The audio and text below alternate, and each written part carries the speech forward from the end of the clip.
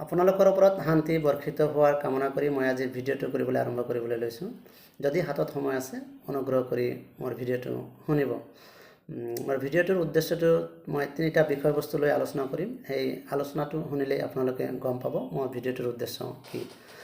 বিষয়বস্তু তিনিটা হৈছে ৱাটাৰ বটল, ডজেন আৰু দিস্তা।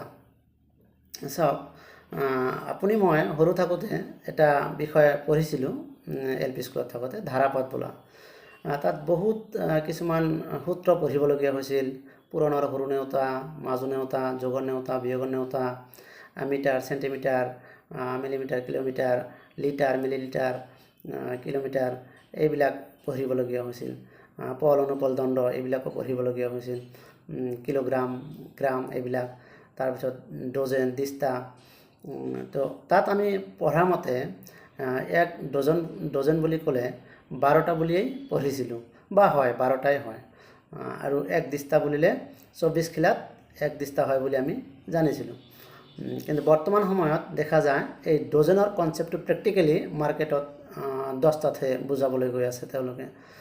যদি আপুনি কয় 1 ডজন এইটো দিয়ক, তেওঁলোকে 10টাৰ পেকেটহে এটা উলিয়াই দিয়ে। খুব 2-এটা বস্তুৱে আছে যিটো আপুনি 12টা পাব পেকেটত।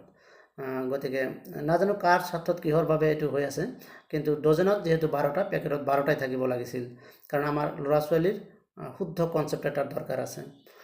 ঠিক তেনেদৰে 24 খিলাত এক দিস্তা। চাওক, কেইবাবছৰমান আগতেও দেখা পাইছোঁ, যদি আপুনি চহৰৰ ডাঙৰ দোকানৰ পৰা কিনে দিস্তা কাগজ, এক দিস্তাত তাত 24 খিলাই পাব।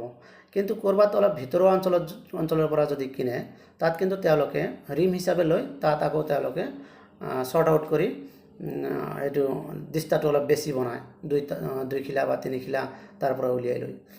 কিন্তু অতি ৰিচেণ্টলি মই এখন ডিষ্ট্ৰিবিউটৰ দোকানত গৈছিলোঁ। তাত দেখা পালোঁ তেওঁলোকৰ দিস্তাতেও 20 খিলা মানেই আছে।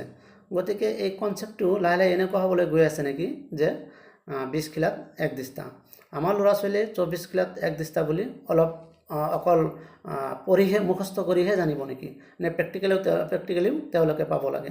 গতিকে এইখিনি কথা কেনেকৈ সংশোধন হয় তাৰ কিন্তু এটা নিশ্চিতি দিব নোৱাৰি। আৰু এটা কথা মই ক'বলৈ ওলাইছোঁ, সেইটো হৈছে ৱাটাৰ বটল। এইটো আপোনালোকেও জানে, যোৱা কেইমাহমান আগত মাৰ্কেটত 10 টকাৰ বিনিময়ত আধা লিটাৰ পানীৰ বটল এভেইলেবল আছিল। চব ব্ৰেণ্ডেই আধা লিটাৰকৈ প্ৰভাইড কৰিছিল 10 টকাৰ বিনিময়ত। কিন্তু মাজতে আমাৰ মুকেশ আম্বানীয়ে কি কৰিলে, 750 ml ৱাটাৰ বটল মাৰ্কেটত এৰি দিলে। তেতিয়া আগত চলি থকা ব্ৰেণ্ডবিলাক স্বাভাৱিকতেই 750 ml ৱাটাৰ বটল তেওঁলোকে মাৰ্কেটত এৰি দিবলৈ বাধ্য হ'ল, কাৰণ এই প্ৰতিযোগিতাৰ দৌৰত তেওঁলোকে ছাৰ্ভাইভ কৰিব নোৱাৰিব। গতিকে তাৰপিছতো কিছুমান ব্ৰেণ্ড এতিয়ালৈকে 500 ml 10 টকাৰ বিনিময়ত চলি থাকিল, কোনো প্ৰতিবাদ নোহোৱাকৈ। কিন্তু আমাৰ জনগণক তেওঁলোকে টুপি পিন্ধাই আছে, আমি কিন্তু সেইমতেই টুপি পিন্ধি আছোঁ। এতিয়া আমাৰ সময় আমাৰ টুপিটো খুলি তেওঁলোকৰ মূৰত পিন্ধাই দিয়া। তাৰ বহুতো উপায় আছে, তাৰ ভিতৰত মই 2-এটা কথা কওঁ। চাওক, তেওঁলোকে আমাক বাধ্য কৰি আছে কেনেকৈ, বিশেষকৈ ৰেষ্টুৰাঁ বা ধাবাত যদি যায়, আপুনি কিন্তু তাত গৈ প্ৰথমতে পানী খোৱাৰ কথাটো ব্ৰেইনত নাহে। প্ৰথমতে কি খাম, আহাৰটো কি খাম, সেইটোক লৈ চিন্তা আহে। এই আধা খোৱাৰ পিছত তেওঁলোকে কি কৰিব, পানীৰ বটল দিব, বা গোটেই খোৱাখিনি কাঁহীত পৰিৱেশন কৰাৰ পিছত পানীৰ বটল ½ লিটাৰকৈ তেওঁলোকে পাৰ হেড দি যাব।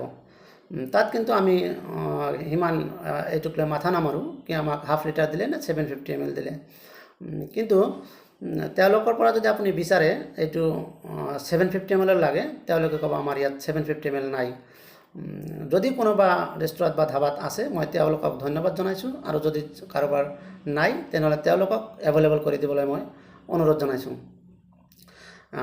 গতিকে আপুনি যদি এইটো অতি সহজভাৱে লয়, পকেটত পইচা থকাৰ কাৰণে, যে মোৰ কাৰণে 250 ml এটা মেটাৰ নহয়, বা 10 টকা এটা মেটাৰ নহয়, কিন্তু আমাৰ এই দুখীয়া নিচলা মানুহবিলাকৰ কাৰণে কিন্তু সেইটো বৰ কষ্টকৰ।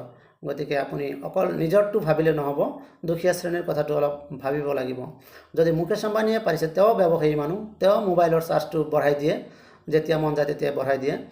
গতিকে তেওঁ যেতিয়া 750 ml ৱাটাৰ বটল মাৰ্কেটত এভেইলেবল কৰিব পাৰিছে, বাকীসকলেও পাৰিব লাগে। যদি বাকীসকলে পাৰা নাই তেনেহ'লে তেওঁলোকে নিজৰ ব্যৱসায়টো বন্ধ কৰি দিয়াই ভাল। 750 ml যোনে পাৰিছে তেওঁ মাৰ্কেটটো লৈ লোৱাই ভাল। গতিকে এইখিনি কথা আপোনালোকে মন কৰিব আৰু পাৰিলে 750 ml ৱাটাৰ বটল নথকা দোকানত বা 500 ml দিব বিচৰা দোকানীসকলক এভইড কৰাটোৱে ভাল হ'ব। ধন্যবাদ। আজিৰ ভিডিঅ'টো এইখিনিতেই সামৰণি মাৰিছোঁ।